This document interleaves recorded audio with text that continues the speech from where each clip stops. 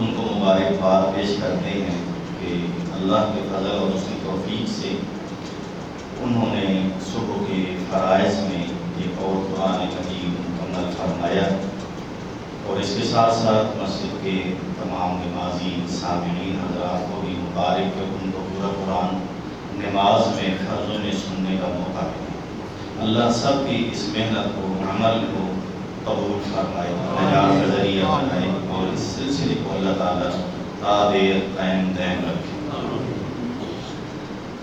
قرآن مجید کے حوالے سے صرف ایک بات جو ہم سب کے لیے غور و فکر کی ہے، وہ صرف ایک بات یہ ہے کہ آپ نے یہ بات پڑھی بھی ہے یقیناً اور سنتے بھی رہتے ہیں کہ اللہ تعالیٰ نے قرآن مجید میں ایک چیلنج دیا ہے، چیلنج قرآن کے حوالے سے، اور ماشاءاللہ جو یہاں عشاء کے بعد روزانہ ترجمے کی کلاس ہوتی ہے، وہ حضرات جو اس کلاس میں شامل ہوتے ہیں انہوں نے وہ آیت پڑھ لی ہوئی ہے، پہلے پارہ میں بھی آتی ہے وَإِن كُنتُمْ فِي رَيْبٍ مِّمَّا نَزَّلْنَا عَلَىٰ عَبْدِنَا فَأْتُوا بِسُورَةٍ مِّن مِّثْلِهِ، کہ اے لوگوں اگر تمہیں شک ہے اس کتاب کے متعلق جو ہم نے اپنے محبوب ترین بندے پر نازل کی ہے، تو ہماری طرف سے تمہیں چیلنج ہے کہ تم بھی اسی جیسی ایک صورت بنا لاؤ۔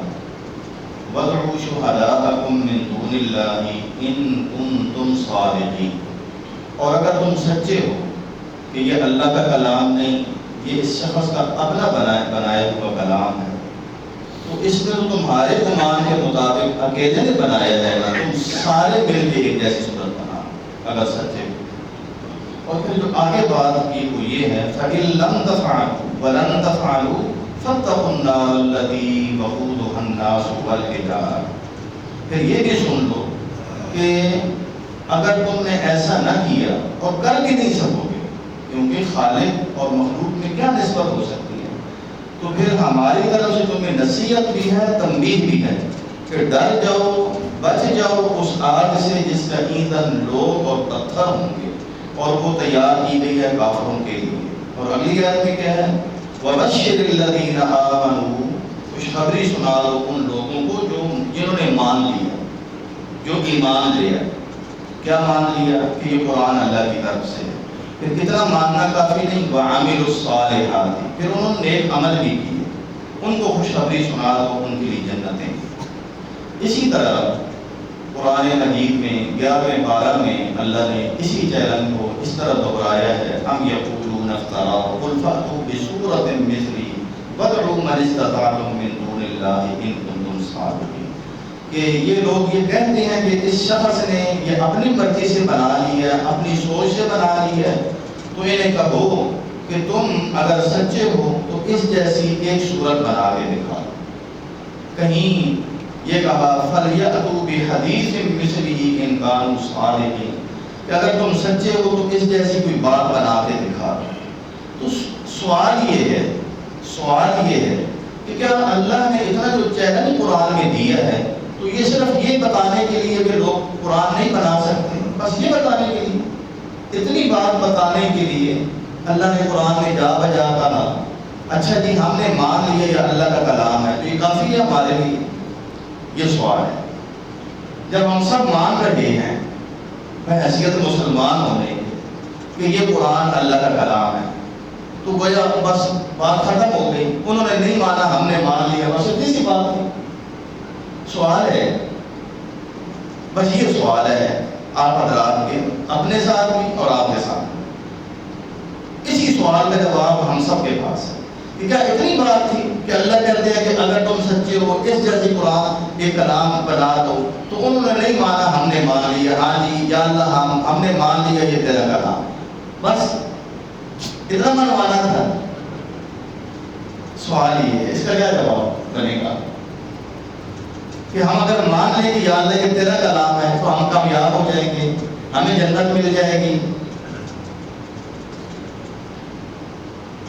حضرت جبیر بن مطعم رضی اللہ عنہ، جبیر بن مطعم رضی اللہ عنہ مکہ مکرمہ کے رہنے والے قریشی صحابی ہیں، نبی علیہ السلام کے ساتھ بھی خاندانی نسبت ہے ان کو، یہ فتح مکہ کے موقع پہ مسلمان یہ بیان فرماتے ہیں ہم نبی صلی اللہ علیہ وسلم کے ساتھ ایک مرتبہ مدینہ سے مکہ جا رہے تھے، جوفہ مقام آتا ہے ایک، ہم وہاں ٹھہرے ہوئے تھے، تو صحابہ بیٹھے ہیں، اللہ کے نبی علیہ السلام تشریف لائے اور آپ نے ہم سے 3 سوال کیے۔ کتنے سوال؟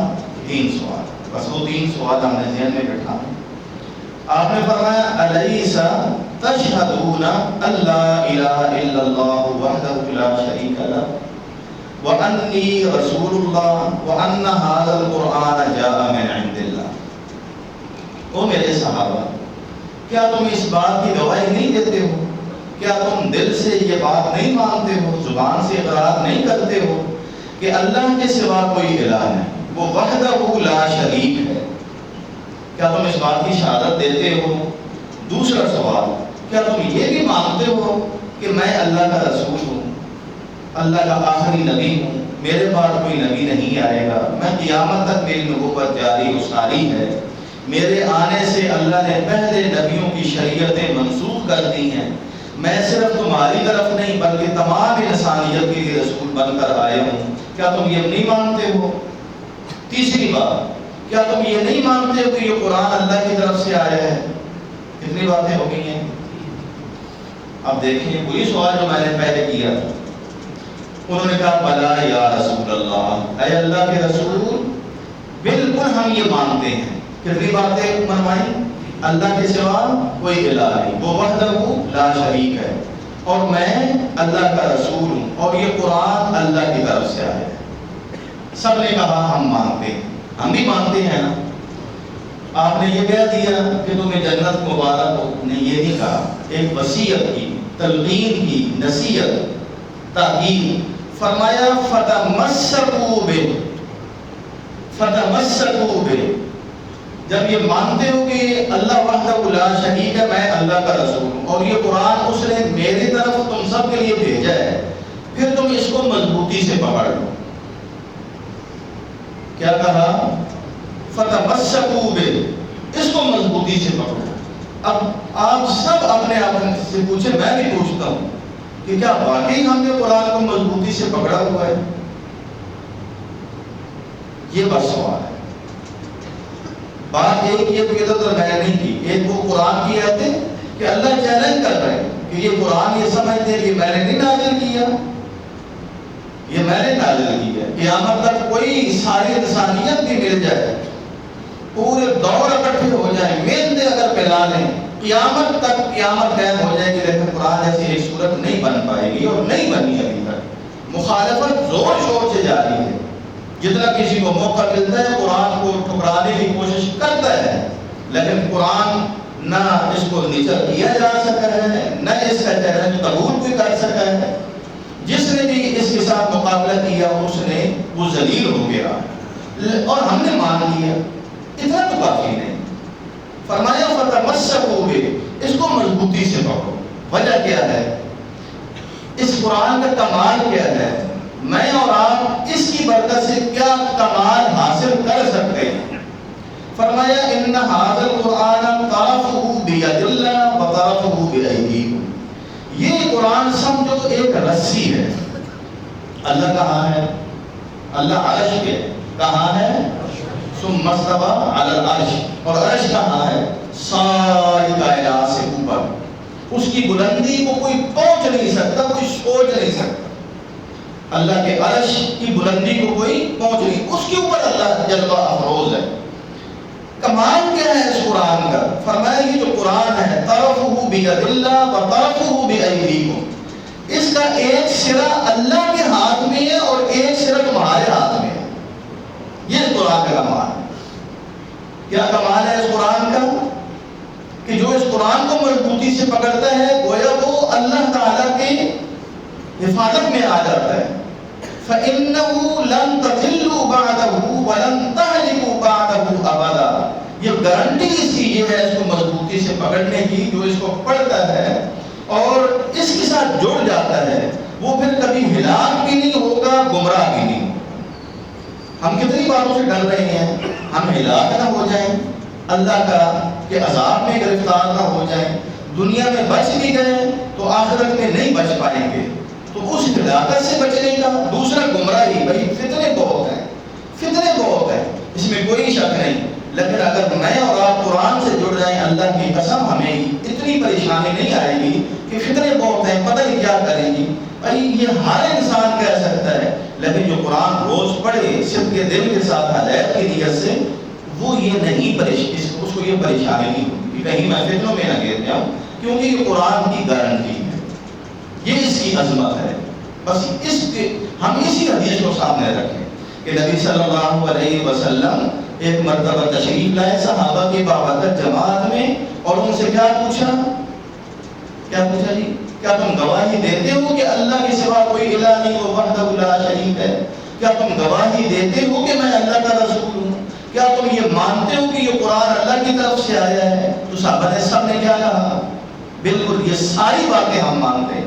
پھر اللہ کے نبی نے کیا فرمایا کہ یہ قرآن پھر مضبوطی سے پکڑ لو، جو اس کو پکڑے گا وہ گویا اللہ کے ساتھ جڑا ہوا ہے، وہ اللہ کے نبی سے جڑا ہوا ہے، وہ قرآن سے جڑا ہوا ہے، اور وہ جو اس قرآن سے جڑ گیا گویا اس نے وہ اللہ سے جڑ گیا۔ کیسے اللہ سے جڑ گیا؟ کیونکہ یہ قرآن وہ ہے جو اللہ نے نازل کر کے چھوڑ نہیں دیا ہے اس کو، اس کا ایک سرا اللہ کے ہاتھ میں ہے اور ایک سرا ہمارے ہاتھ میں، یہ اللہ کی رسی ہے، اور جو اس کو مضبوطی سے پکڑے گا وہ نہ گمراہ ہوگا اور نہ ہی وہ ہلاک ہوگا۔ بس یہ ایک نصیحت ہے نبی صلی اللہ علیہ وسلم کی۔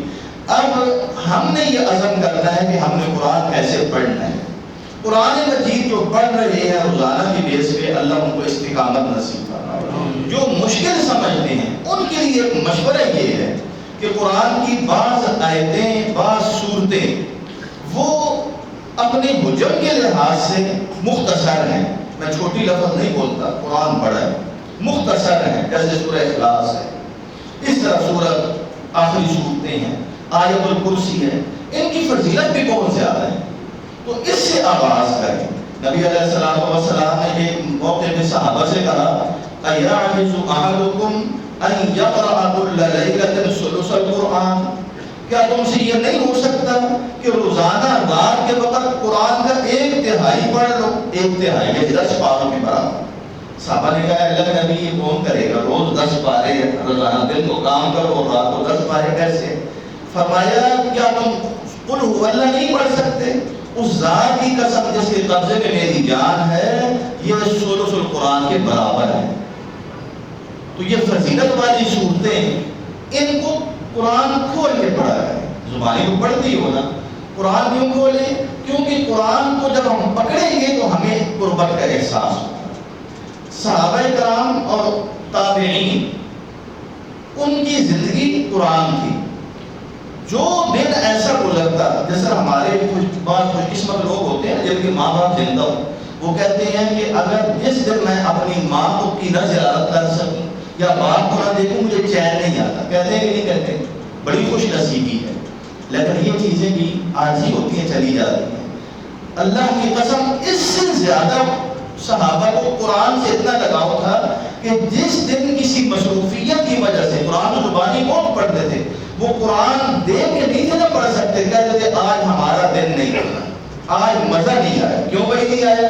آج ہمیں قرآن کھول کے دیکھ کے پڑھنے کا موقع نہیں ملا۔ آپ اللہ کے لیے اتنا کیا کریں اور کر سکتے ہیں، صرف ہمیں جو ہے نا شیطان ہمارے ذہنوں میں مختلف کام جو ہے وہ ڈال دیتا ہے کہ آپ مسجد جلدی آ جائے کریں، قرآن آسانی سے کھول سکتے ہیں آپ، اور نہیں تو کم از کم وہی صورتیں جو آپ پڑھتے ہیں نا وہ دیکھ کے پڑھا کریں۔ اس سے گویا آپ نے قرآن کو پکڑا ہوا ہے۔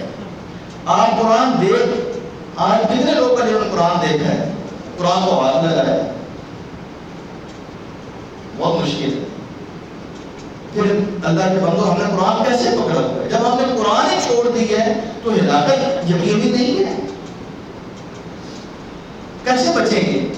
بچنے کا راستہ، بیماریوں سے بچنے کی کوئی گارنٹی نہیں، ڈاکٹر ہر طرف ہیں، دوائیوں کے اسٹور کھلے ہوئے ہیں، ہم لے بھی رہے ہیں، بیماریاں پیچھے نہیں چھوڑتی، لیکن قرآن ایسی بابرکت چیز ہے، یہ شفا بھی ہے ہلاکت سے بھی بچنا یقینی ہے جب ہم قرآن کو پڑھنا شروع کرتے ہیں، پھر کیوں نہیں پڑھتے؟ عہد کریں، عزم کریں، نصیحتیں بڑی سنی، دروس بڑے سنیں، اب عمل کی طرف ہم آ جائیں کہ اور یہ قرآن کے اس تکمیل کے موقع پہ ہم یہ عزم کریں کہ اللہ مالک الملک ہمیں بھی قرآن سے جوڑ دے، ہمیں بھی قرآن والا بنا دے، اور یہ کوئی ایسی بات نہیں کہ اس مشورے کو اگنور کر دیا جائے تو بھی کوئی حرج نہیں۔ اگر ہم اس کے اوپر عمل پیرا نہیں ہوں گے، قرآن سے نہیں جڑیں گے، پھر اللہ کو کیا منہ دکھائیں گے؟ اور روز قیامت اللہ کے نبی نے فرمایا ایک وہ چیز ہے جو تمہارے حق میں اگر اس نے گواہی دی تو بچ جاؤ گے، اگر تمہارے خلاف دی تو پھر تمہیں کوئی بچا نہیں سکے گا، اور وہ قرآن ہے۔ اللہ کے نبی نے فرمایا القرآن حجت لک او علیک، یہ قرآن تیرے حق میں یا حجت ہوگا، دلیل ہوگا، تمہارے حق میں یہ بولے گا یا تمہارے خلاف بولے گا، یہ قرآن میں ہی فیصلہ ہونا ہے۔ آج ہم اس کے ہو جائیں، کل یہ ہمیں اپنا بنا لے گا۔ اللہ ہم سب کے آگے رہے۔ الحمدللہ رب العالمین الرحمن الرحیم ایاک نعبد و ایاک نستعین اهدنا الصراط المستقیم صراط الذین انعمت علیہم غیر المغضوب علیہم ولا الضالین آمین۔ اللهم إنا نسألك بأننا نشهد أنك أنت الله لا إله إلا أنت الأحد الصمد الذي لم يلد ولم يولد ولم يكن له كفوا أحد۔ اللهم إنا نسألك بأن لك الحمد لا إله إلا أنت الحنان المنان بديع السماوات والأرض يا ذا الجلال والإكرام يا حي يا قيوم برحمتك نستغيث۔ اللهم صل على محمد وعلى آل محمد كما صليت على إبراهيم وعلى آل إبراهيم إنك حميد مجيد۔ اللهم بارك على محمد وعلى آل محمد كما باركت على إبراهيم وعلى آل إبراهيم إنك حميد مجيد۔ لا إله إلا الله العظيم الحليم سبحان الله رب العرش العظيم الحمد لله رب العالمين۔ اللهم إنا نسألك موجبات رحمتك وعزائم مغفرتك والغنيمة من كل بر والسلامة من كل إثم۔ اللهم لا تدع لنا ذنبا إلا غفرته ولا هما إلا فرجته ولا حاجة هي لك رضا إلا قضيتها يا أرحم الراحمين۔ اے اللہ ہم سب کے ہاتھ میں رحم فرما۔ یا اللہ اس بابرکت موقع پہ کہ ہم تیرے گھر میں جمع ہیں، ہم نے ایک تیرا فرض پورا کی ہے، نماز پڑھی ہے، اور یا اللہ ایک بہت بڑی سعادت والی مجلس میں ہے کہ قرآن مجید مکمل ہوا ہے۔ یا اللہ قاری صاحب کی اس تقریر کے تجھ تک پہنچنے تک یا اللہ ہماری دعائیں بھی اپنے تک پہنچا دیں۔ یا اللہ ہماری دعائیں تجھ تک پہنچ جائیں، ہمارے التجائیں پہنچ جائیں کہ یا اللہ ہم سب کو معاف فرما، ہمارے ماں باپ کو معاف فرما۔ اے اللہ سب کے صغیرے کبیرے گناہ معاف فرما۔ اے اللہ سب کے صغیرے کبیرے گناہ معاف فرما۔ اے اللہ ہمارے بزرگوں، ہمارے استادوں پہ رحم فرما۔ اے اللہ جن سے ہم نے جو کچھ سیکھا ہے، اے اللہ سب کو اپنی طرف سے جزائے خیر عطا فرما۔ محترم قاری صاحب کو برکت والی زندگی نصیب فرما۔ اے اللہ یا اللہ ان کی زندگی ہم سب کے لیے سرور اور افتخار اور خوشی اور اطمینان کا باعث ہے کہ ہم ان سے قرآن تیرا کلام سنتے ہیں۔ یا اللہ ان کو برکت والی زندگی دے اور ہمیں ان سے تا دیر قرآن سننے کی سعادت نصیب فرما۔ ان کا پڑھنا یا اللہ قبول فرما، ہمارا سننا قبول فرما۔ اے اللہ ہم سب کو اپنے کلام سے جوڑ دے۔ اے اللہ تجھے تیری عظمت کی بریائی کا واسطہ ہمارے دلوں میں قرآن کی چاہت پیدا فرما۔ اے اللہ ہمارے دلوں میں اس کی محبت پیدا فرما۔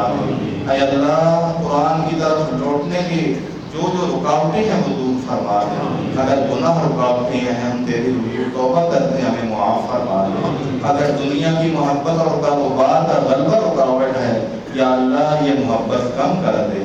یا اللہ دنیا تو مل ہی رہنی ہے، یا اللہ اس کی اتنی زیادہ فکر نہ ہو کہ جس کی وجہ سے تیرا قرآن پیچھے ہو جائے۔ اے اللہ ہمیں قرآن والا بنا، ہمیں قرآن والا بنا۔ اے اللہ ہمیں قرآن پڑھنے کی توفیق عطا فرما، اس کا فہم، اس کی سمجھ نصیب فرما، اس کے اوپر عمل کرنے کی توفیق عطا فرما۔ اے اللہ جب تک زندگی ہے ہمیں قرآن سے بیگانہ نہ کرنا، ہماری نسلوں کو، ہماری آنے والی نسلوں کو ہماری اولاد کو قرآن والا بنا دے۔ اے اللہ ہمیں یہ ایمان نصیب فرما کہ قرآن ہی فتنوں سے بچانے کے لیے ضمانت اور گارنٹی ہے۔ یا اللہ ہمیں فتنوں سے بچا، ہمیں ہلاکت سے بچا۔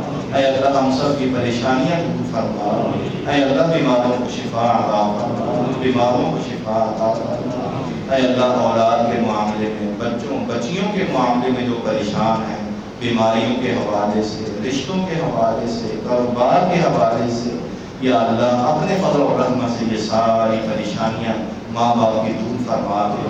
اولاد کی یا اللہ تمام جو کچھ ان کی حاجات ہیں پوری فرما دے۔ جو رشتوں کے معاملے میں پریشان ہیں یا اللہ ان کے لیے اچھے سبب پیدا فرما دے۔ اے اللہ روزگار اچھا نصیب فرما دے، اچھی مصروفیات نصیب فرما دے۔ لیکن یا اللہ سب سے زیادہ اپنا نمازی بنا، قرآن والا بنا، اپنے سے ڈرنے والا بنا، دین کے ساتھ اخلاص کرنے والا بنا، اپنے گھروں کی محبت، اپنے گھروں کو آباد کرنے کا حقیقی شوق نصیب فرما۔ یا اللہ یہ وہ اعمال جو روز قیامت تیرے عرش کے سائے کے نیچے بیٹھنے کا ذریعہ بن جائیں۔ یا اللہ یہ جو تیرے نبی کی سفارش کے حصول کا ذریعہ بن جائیں۔ یا اللہ ان اعمال کی برکت سے ہمیں تیرے نبی کے بابرکت ہاتھوں سے حوض کوثر کا پانی نصیب ہو جائے۔ یا اللہ ان اعمال کی برکت سے ہم دنیا اور آخرت کی ذلت و رسوائی سے بچ جائیں۔ یا اللہ ان اعمال کی برکت سے ہم قبر کے عذاب سے بچ جائیں۔ یا اللہ ان اعمال کی برکت سے ہم برے موت سے بچ جائیں، برے خاتمے سے بچ جائیں۔ یا اللہ ہمارا یہ ایمان بنا دے کہ عزت اور ذلت تیرے ہاتھ میں ہے۔ ہمارا یہ ایمان بنا دے کہ یا اللہ رزق تیرے ہاتھ میں ہے۔